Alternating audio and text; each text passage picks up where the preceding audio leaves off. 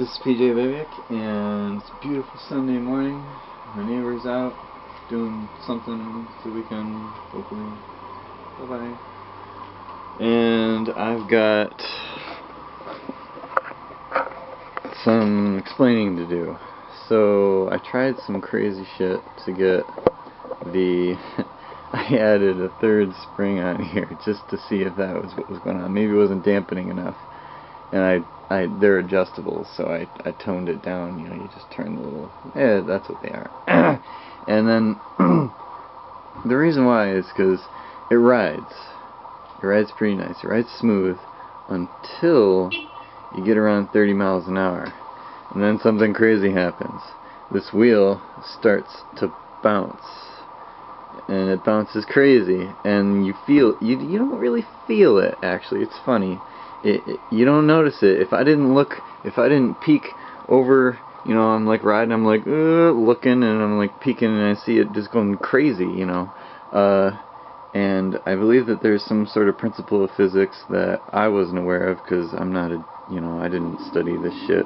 But I think there's a reason why they make them designed a certain way, because this axis is where the whole thing tilts at, puts it outside of the radius of the wheel, which means that, okay, I'll imagine it up here, that out here is where the force is going.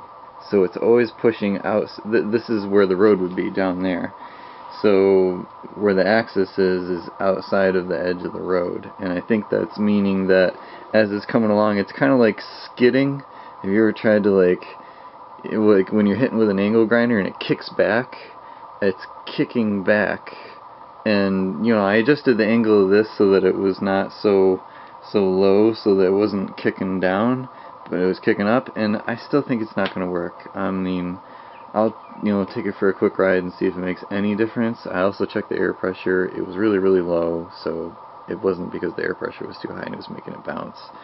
But I've got a game plan, and because I've been looking at more designs of girders, and I did see one that was kind of designed like this, but I only saw one example of it, and there might be a reason why, because it probably was an epic fail.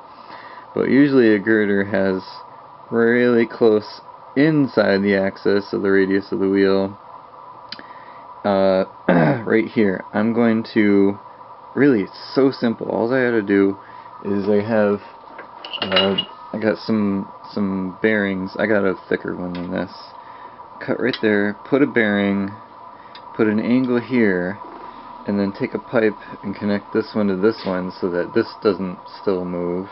That'll stop that from moving, and then it'll just go from up here and push just like a normal girder does. I mean, this thing is funky shaped, but it'll act the same way as a regular forked girder, and I'll still be able to put my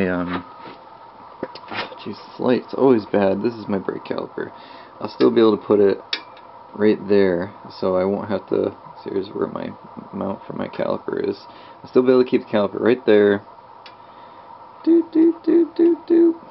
It won't move as much, which would be good, because when there's lots and lots and lots of movement, that makes your shocks, they call it like froth or whatever, the liquid inside of the